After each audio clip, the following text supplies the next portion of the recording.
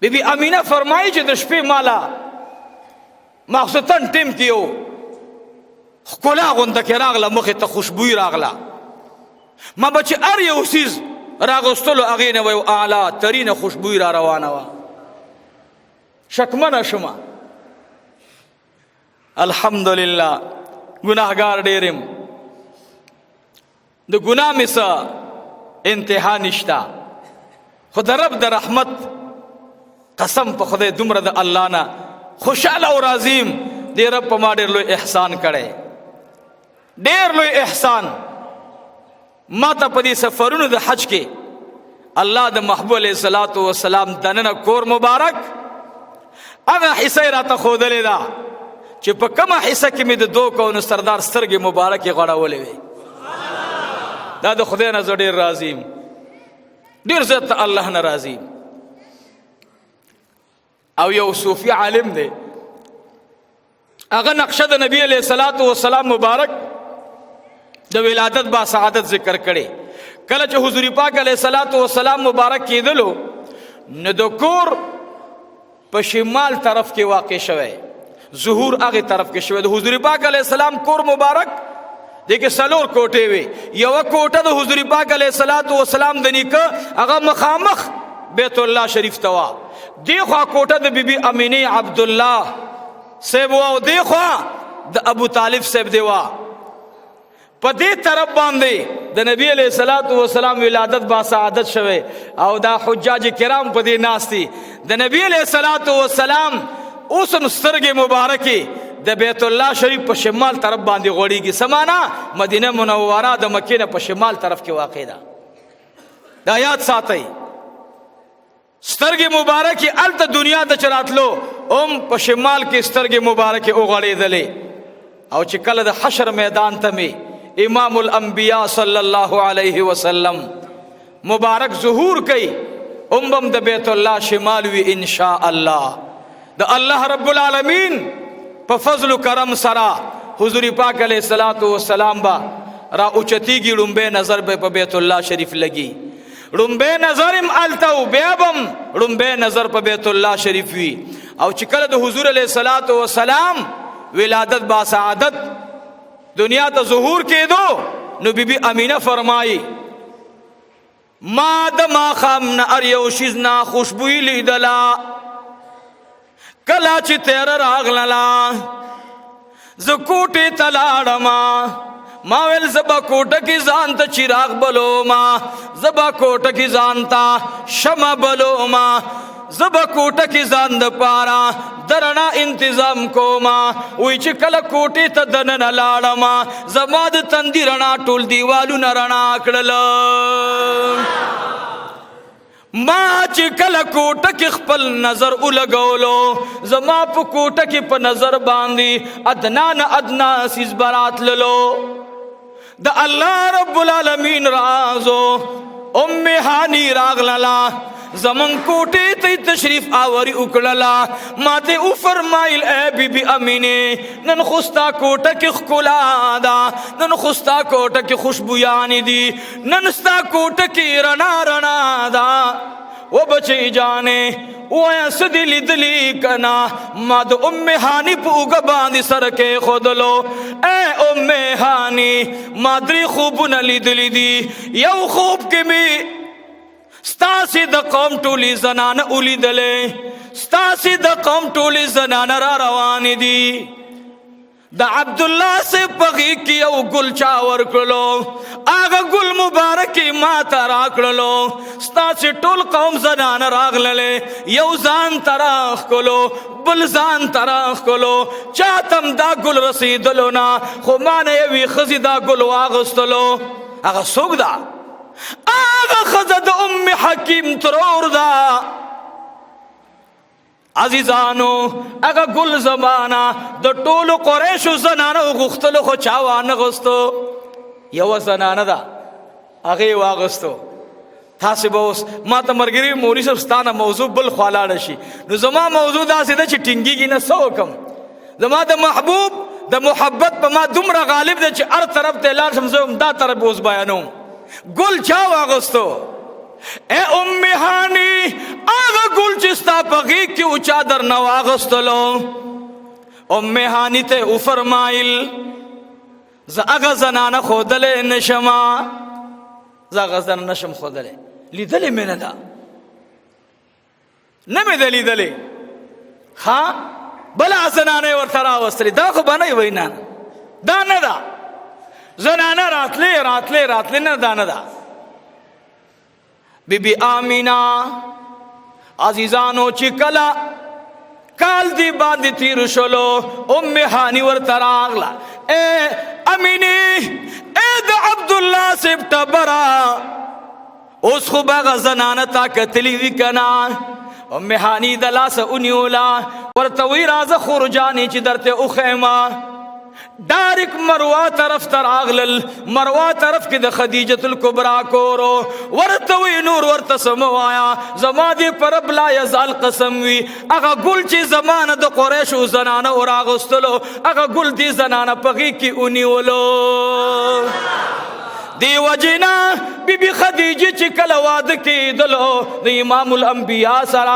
ابو طالب صاحب ته او فرمایل اے ابو طالبا دا هغه ګل دی چې ماته الله رب العالمین د امینی په غیب کې الله د قریشو زنانو کې ماته نصیب کړو د بیبی امینی خوب د نبی علیہ الصلوۃ والسلام وجود گرامی چاته لاړو خدیجة الکبرا رضی اللہ تعالی عنہا تا عزیزانو د امام الانبیاء جناب رسول اللہ صلی اللہ علیہ وسلم ولادت با سعادت بی بی آمینہ فرمائی ما ټول شپه ډېره ښکلې وه زنانه و چې اولاد کیږي آیا وی لور مور ته ویلې مورې وی بچی وایه وی ګوره چې کله زما بچی پیدا کېدلو نو بیا ما را پاسه وه خو هغې ورته وی بچی جانې چې کله ستا بچی کېږي ته به ځان سره ویښ وده خلق را ویښ کې دا دومره سخت حالات وي دا دومره تکلیف حالات وي ځکه نبی علیہ السلام مبارک فرمایي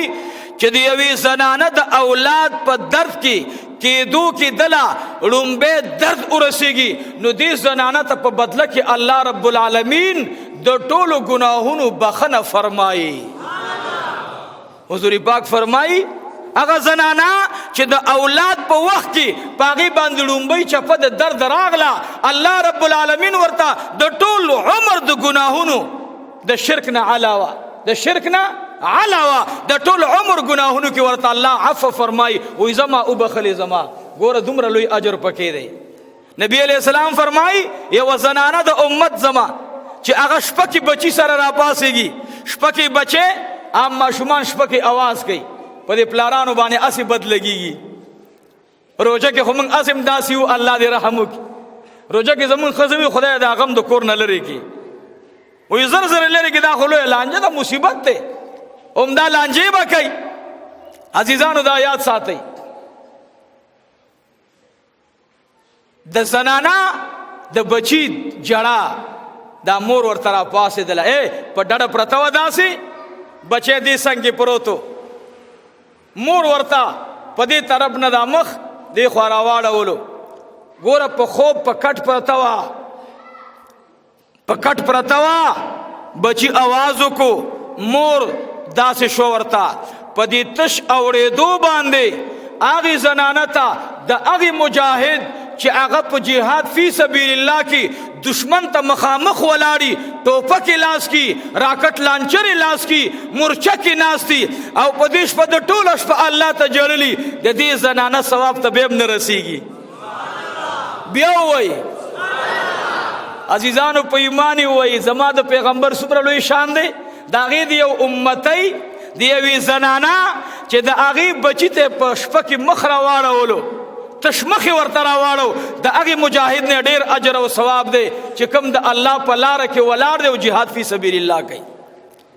دومره لوی نو د مور تکلیف دی وخت کې سیوا وي د مور ټوله شپه په جړا وي بیبي امینې ستا څه حال دی کعب الاحبار فرمایي امام ابن جوزی رحمت الله علیه لیکلی دی وی بیبي امینه فرمایي زه ټوله شپه مشغله وما زما کور تبا یو رڼاتلا بل براتللا زما ناګهانه سترګې ورغللې سترګې مې ورغللې کله چې زما سترګې پټې شولې زه په خوب کې خوشحاله یم څلور زنانه زما کوټې ته راغللې د یوې زنانه ډېرې مزیدارې سترګې وې ډېر ښایسته صورت الله ورکړی و ډېر مزیدار ښکلی صورت الله رب العالمین ورکړی و زه په خوب کې دې ته ورنږدې شوم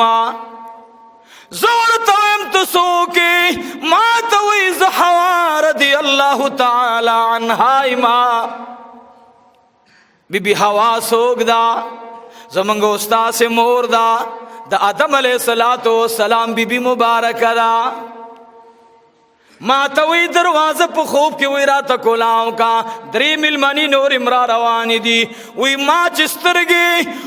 بل طرف ته واړولې ډېره مزیدار او خوبصورت زنانه راغله زه ورته ویم ته څوک یې راته وفرمایل زه د عیسی علیه السلام مور یم زه مریم رضی الله تعالی عنها یم وی زه په دې کې دوی دواړو سره مصافحه او معانقه کومه ما ته وی درېیمه زنانه م را روانه ده ما چې ولیدل ډېره خوبصورته او ډېر د پردې په لباس کې زمونږ کور ته راغلله سترګې مبارکې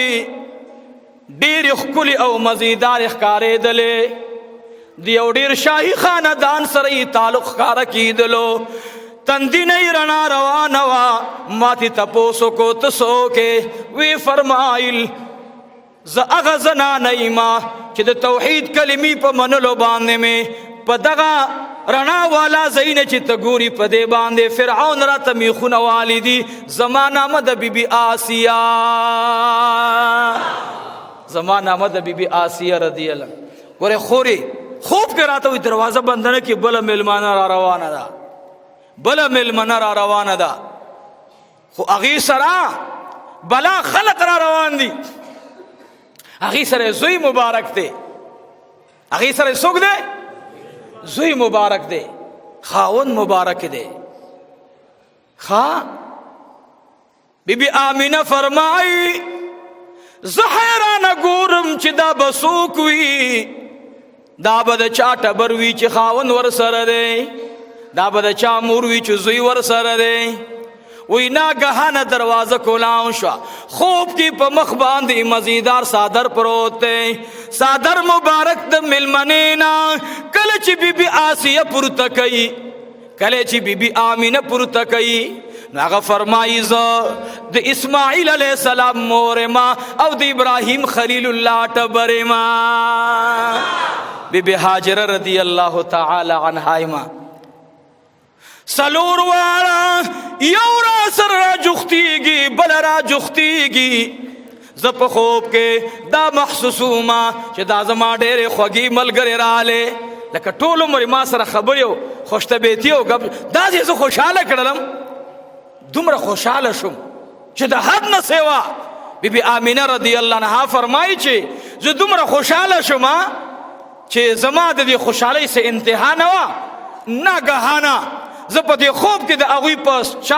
څلورو زنانو منځ کې په خوب کې ناسته یم او زما غیږ الله رب العالمین په خپل حمد او ثنا باندې مبارکه کړله هغه زنانه بیبي حوا رضی الله تعالی عنها د امام الانبیاء مبارک ته یو مزیدار کپړه وغوړوله